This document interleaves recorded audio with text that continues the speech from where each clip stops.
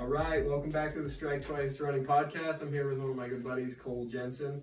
We're going to talk about some marathon running. You ready, Cole? I'm ready as you are. All right, so the first thing I'm going to do is kind of give a little background on Cole, everything that I know. I have 3 bullet points, that's it. It's pretty simple. Gotcha. Ran for Bismarck Century, competed for Dickinson State University, and number 3, the most important, the record holder for the NAIA Marathon with a time of 3 hours, 17 minutes, 17 seconds. Cole Jensen, how's it going? Yes, sir. Awesome. Really pleased to be on the podcast with you. First time out here. Yeah, you're the second guest in our new studio, which is just my home office. I love the setup here, yeah. I appreciate it. So we're going to go ahead and get started. One of the traditions we're trying to start is a beverage of the day, but as you know, it's dry January. I'm not drinking in January, so we're drinking water. Last week we drank coffee. So first we're going to talk about your experience at the California International Marathon, kind of talk about the marathon itself as well as the NAIA side of it, the college side of it, and then after that we're going to see what's going on in the future, and then talk about the Mater a little bit. You ready? I'm ready to go. The California International Marathon takes place in Sacramento, California, the first Sunday of December every year. It began in 1983 and has become one of the most well-known Olympic trials qualifying courses in the nation. Through 2022, there has been almost 37,000 Boston qualifying times and over 132,000 finishers. The course has a net downhill with rolling hills. Cole represented Dickinson State University as he competed in the 2023 NAIA Marathon Championships in Sacramento. Cole gives us his thoughts on how the NAIA Marathon has changed over the years and the qualification standards that got him there. This year, they kind of took a shift to start the marathon down as a national meet at the end of the cross-country season. They're separating it into its own season, so qualifying was running 2 different 2-hour time trials, and it's just as far as you can possibly make it in those 2 time trials, and then they averaged out those 2 distances for your pace and then ranked the top 50, and they sent them, and that was through the beginning of the cross season to about the beginning of November, I believe, was the cutoff for the last time trial you had to run there. So Gotcha. So quite a different way to qualify than previous years, and we'll talk about that a little bit in the second half of the episode. But you ran 2 different 2-hour time trials. Coming out of those 2 time trials, you were ranked number 1 in the nation.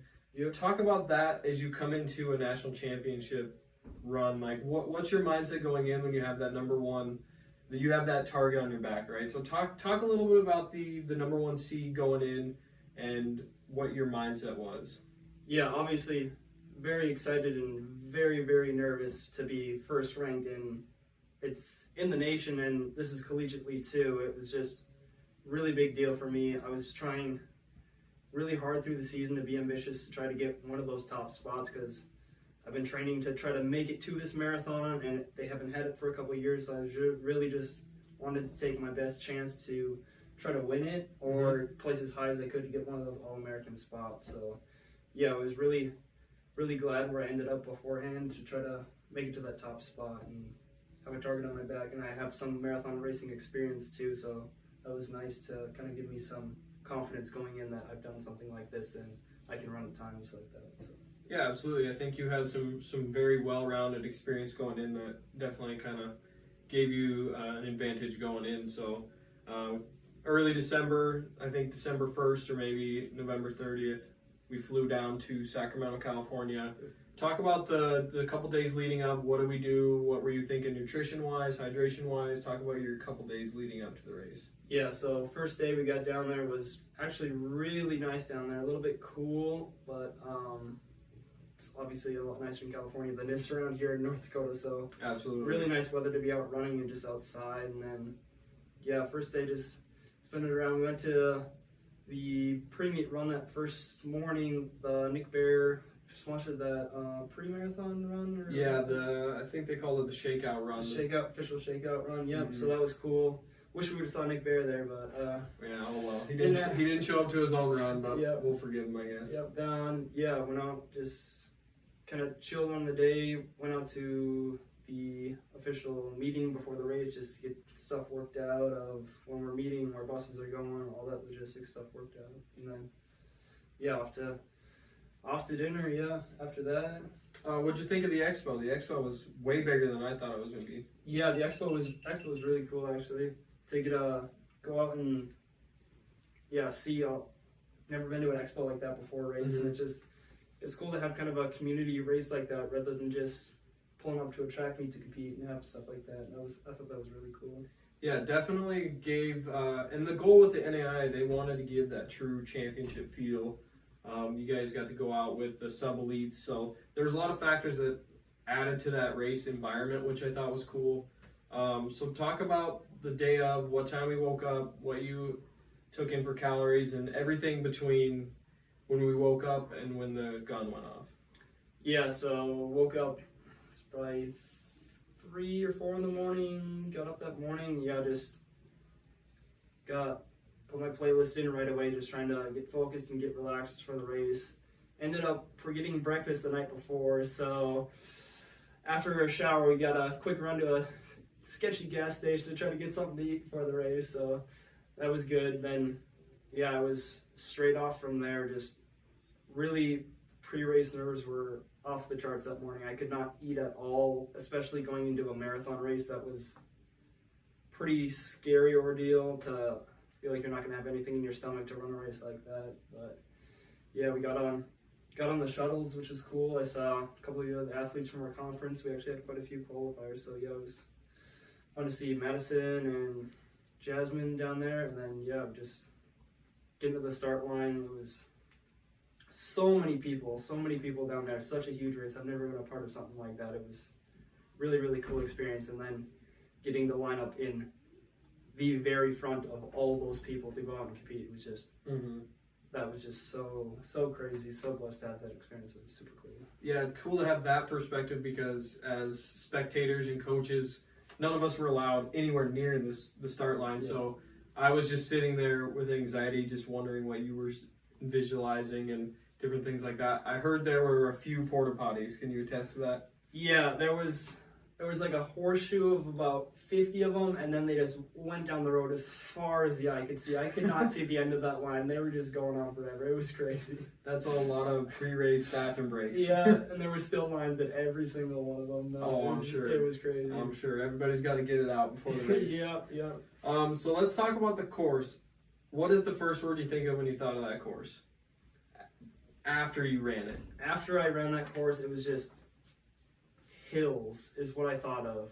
They said this course was a lot of just downhill, and it was really, really fast, but that first half was downhills a lot, but there was also quite a bit of more uphill than I was expecting, or than the course map or anybody had told me. So it really was it wasn't as fast of a first half as you would imagine, and I think the downhills kind of got to my legs a little bit too, even just slamming on the downhills, because you're just in that championship feel, just sending it. First road marathon like that, just trying to go for a fast time. So did you see yourself going out quicker than you initially thought, because you were right behind the elites and you were right with the sub-elites, and then of course there were some really good amateur runners as well. Like, there were so many fast runners at the beginning of that race. Did you find yourself going out a little too fast, or how did you feel about that? Yeah, so my first mile was right at the front edge of my pace that I kind of planned out beforehand, and then I guess those second and third miles I did not settle onto a pace like I wanted to. I was definitely keeping that up fast pace faster than I wanted. Just kind of following the crowd. Just kind of following the crowd. Yeah, and everybody's passing everybody. And it's just...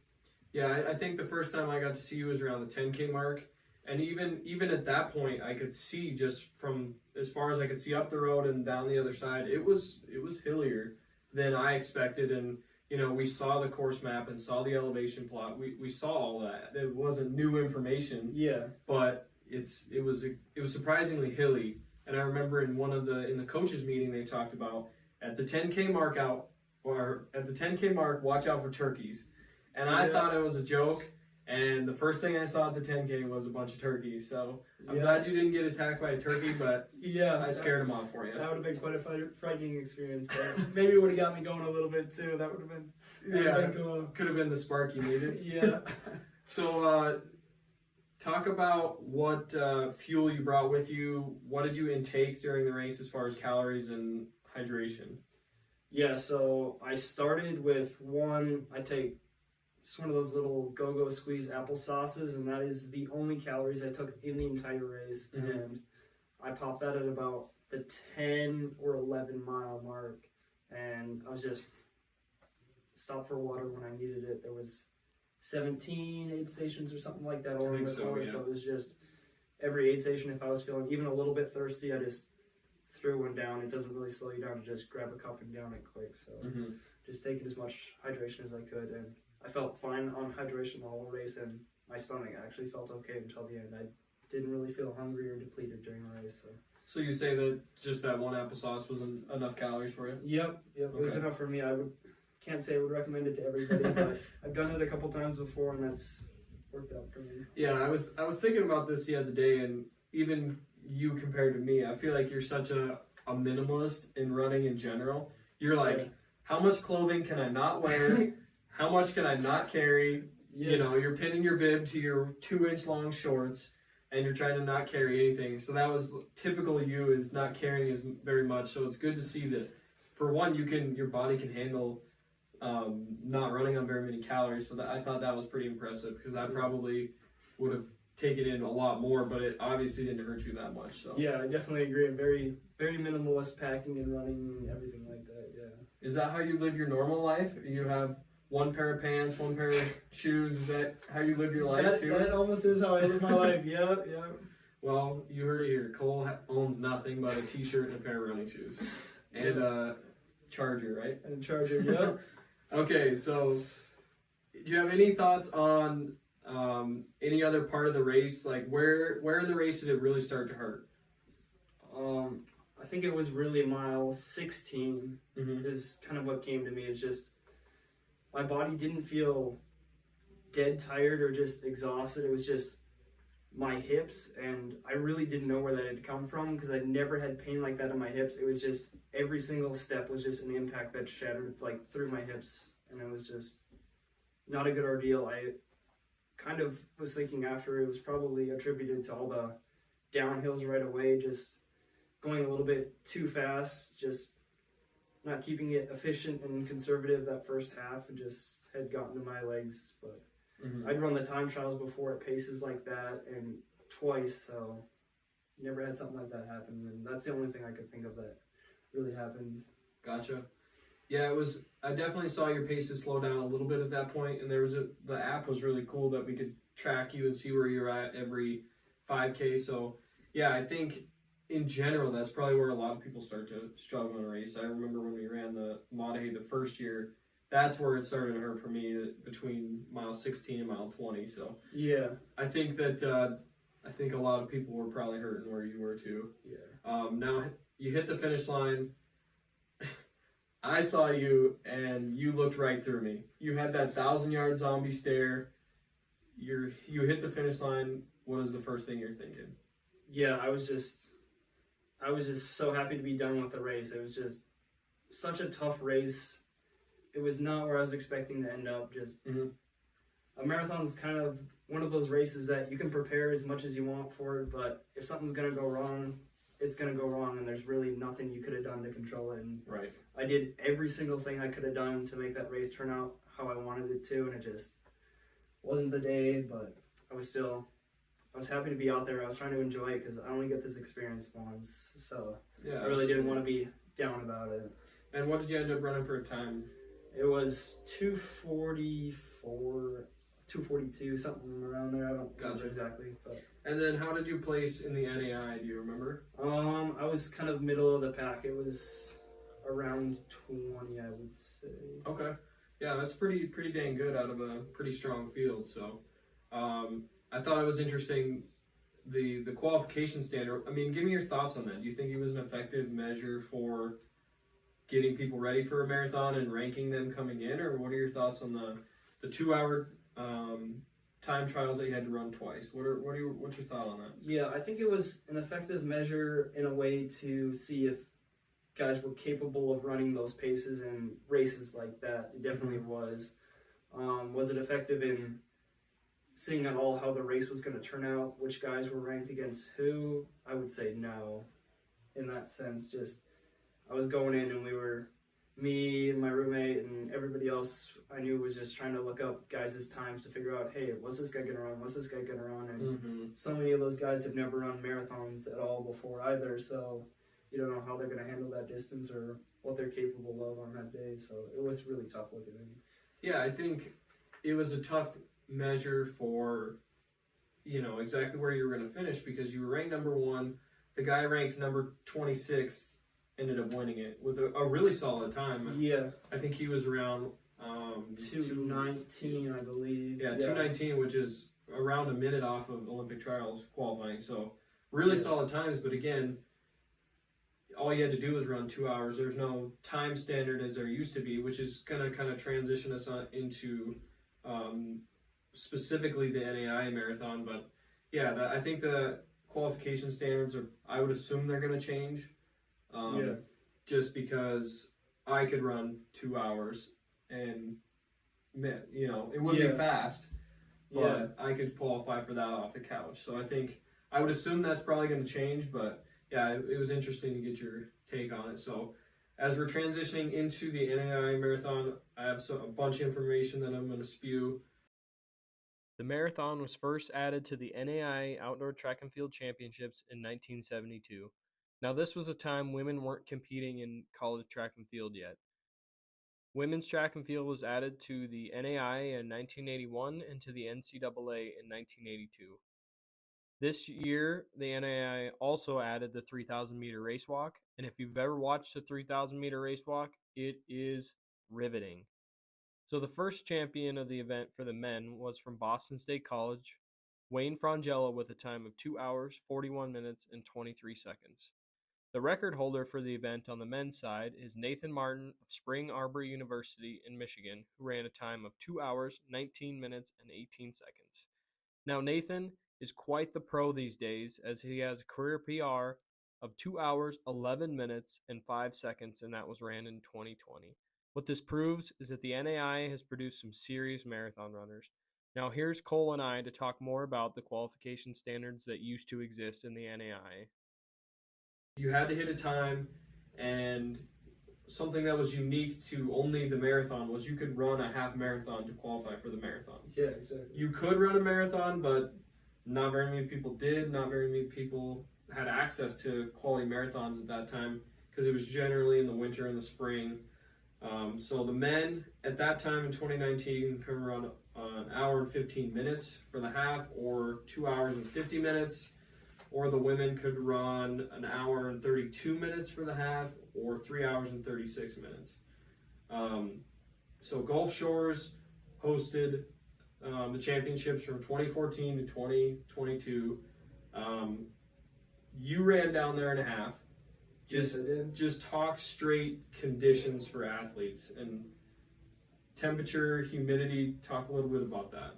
Yeah, very warm and humid. Even when we started the race, I think it was around upper 70s, getting into the 80s, but that really doesn't tell a whole story because of the humidity, like you're saying down there. It's just you were sweating and you just could not cool yourself off at all during that race. Yeah, we were running through. It was a partially shaded park course that we ran through that year down there, so that was nice. But yeah, it got hot and humid quick, and you were temperature limited the entire time. You were not able to push to really what your body could perform on that day. Right. So the environment that was created just from being in Gulf Shores, Alabama, sparked a lot of change, because in 2019, nearly 30% of the runners dropped out of the race. I knew 2 of them. My fiance and my roommate ran that race, and both collapsed at around 16 to 17 miles. So it truly became a safety concern. So the NAIA was looking to change things. 2020, COVID comes around, they cancel the championships. In 2021, it was removed altogether. There was no NAIA marathon at all. In 2022, they changed it to half marathon, which you ran in. You want to talk about that a little bit more? Yeah, that was my first spring, trying to finally start to run my very first marathon down there, and it was just really excited to have that opportunity down there. And I knew it was going to be warm. I knew it was going to be a challenge down there, but just training through the spring, and then eventually we heard the news. I don't know if it was a month or 2 months out from the race. They were saying it was just they were cutting it to a half, and I was like really, really bummed. I'd been cut so many times trying to run a marathon. Over COVID, I'd applied for a couple too, and just races were getting postponed, and that was the third time I'd been ready to run a marathon just taken away from me again. But still happy we got to go down there and compete nationally, and good friend and teammate Will Flowers got to run with me too, so that was a really fun trip to get to go down there and run with him like that. Yeah, I think you saw more people finish the half marathon compared to the marathon. Would you agree? Yes, absolutely. So then again, the NAIA is trying to figure out what they want to do with this marathon, because the marathon's not offered in NCAA. It's not offered in JUCO. NAIA is the only opportunity collegiate runners can compete in a championship environment for the marathon. So what they did in 2023, they made it its own separate emerging sport. So they're trying to create its own season, its own championships, separate from outdoor track and field, which is what we were a part of this year. And one of the things that we didn't really find out until we were down there was that you can score as a team, and you only need 3 runners. Your 3 runners score, and then your alternates are 4 and 5, and it's scored just like cross country. So you can actually win a team championships or a team championship in the marathon, which is amazing. I think that's a really cool idea, the way that they did that. They run it, like you said, at the end of cross-country season in early December in Sacramento, California, partnered with the CIM. What do you think about when it was ran? Do you think it worked well to run that at the end of cross season, or do you think it worked better to run that at the end of outdoor track season? Yeah, I definitely think it worked better at the end of a cross season like that, and I did pull a lot of my summer training. I've been training for marathons over the summer, so pulled a lot of that endurance and just carried it through the cross season, which I found very helpful. And I could hit those time trials early in the cross season too, when it's not getting close to championship race and you're not peaking yet. So it's really easy to hit those 2-hour runs. And then I was in December in California, so it was still pretty cool out there to get to race yet. It's not getting overly hot in the spring if you'd run it at the end of track season like it was in Gulf Shores. So definitely good conditions. Yeah, from the outside looking in, it seemed like it made sense from a mileage standpoint, a base standpoint, and just in cross country, your mileage is naturally going to be a little bit higher than in track. So it seemed like it worked out pretty well, and I hope they continue that. Would you agree? Yeah, definitely. I would recommend they continue that. Yeah. Okay, so we're going to go back in time a couple months, even a couple weeks. Dickinson State University cross country, men's and women's, both won the North Star Conference titles.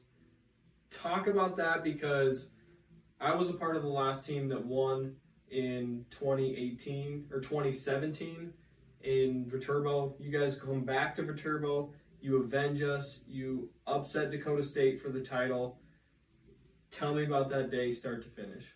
Yeah, really, really huge deal. This team has been so amazing through this cross season. It was really amazing team to be a part of, and we were so nervous and so excited to have this opportunity down here. Dakota State had been ahead of us by a margin all season, and we were just really putting all our marbles into one basket just for this one race.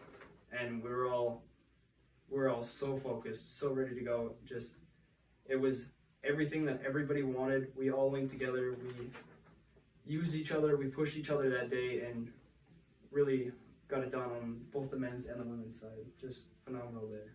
Yeah, it was amazing. We're going to try to get Caleb on one of these days, because he had one of the absolutely. most amazing finishes that I've ever seen, and we had to go to the camera on his finish. So really an amazing day, historical day for DSU and you guys. So I think it was cool that you were able to take that right into the marathon and really carry that momentum in. So give me your thoughts on your favorite moment at DSU so far in your running career. My favorite moment, it would have to be that feeling after we won conference this year. It was just, I've been waiting for this for so long, to have an opportunity to go with all the guys to a national meet like this. Such a fun, huge opportunity for these guys, and I was really excited to finally bring the whole team there, because I'd been a couple times on my own already, and it's not the same not having your team there when you're going to compete at a big meet like that. So it was so fun to get to compete with those guys, and we were we were walking on eggshells the whole day. We just didn't know what happened right after the race with Caleb's dive and where guys were at. And our first 4 were through, and then we saw Dakota State guy, and then Logan was finally there for our 5, I believe, and it was just nobody knew the numbers, and some people were saying we were one up on them, or we were one down on them, or we'd lost by a couple, and it was just that feeling when they were finally like, Dickinson State has won the conference cross country meet. We were so pumped. It was such a good relieving feeling. Yeah, I can attest to that, and I didn't even run it. You know, I was part of the group that was adding it up, and we added it up so many times, and each time we got a slightly different score, and it was nerve-wracking. So there was a lot of highs and lows right after that race, and thank goodness you guys were able to pull it off and win that race. So, I mean, historical dub for the Hawks. Yeah. So, let's talk future. What do you got planned for 2024? 2024, I've been looking for race plans this year. First race I have planned up is in Fargo. Gotta go back to half marathon racing. I feel like I gotta use some of the speed out of my legs, and Fargo's a really flat, fast course. I've been out to Fargo before. It's really, really good place to be, and I want to try to run a fast half marathon again. So Nice. that'll be off my start for this season. It's still a few months out, so I'll just be recovering and building up my base and kind of getting ready for that. And then are you going after, you going to try to lower your record on the Monahey this year or what? Yes, I will be back for the Monahey Marathon again this year, trying to hopefully break the 3-hour barrier. That would be a big deal. I know it's very ambitious, but it's probably my favorite course and race that I've ever run before. So definitely excited to come back and try to do that again.